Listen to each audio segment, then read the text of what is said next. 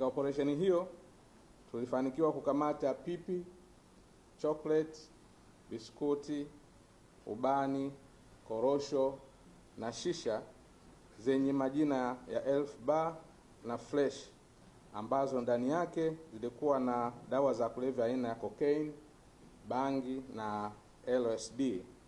Zote kwa pamoja zina uzito wa kilogramu 7.448 zilizokuwa zinauzwa katika maduka hayo kama bidhaa halali ambazo ndani yake zilibainika kuwa ni dawa za kulevya. Uchunguzi wa awali wa kitaalamu uliofanywa na mkemia mkuu wa serikali ulibaini kuwa bidhaa hizo zimewekwa katika vifungashio vyenye muonekano wa kuvutia kibiashara, ladha zenye kuvutia watumiaji wakiwemo watoto na vijana, bila kutambua hatari iliyokuwepo ndani yake.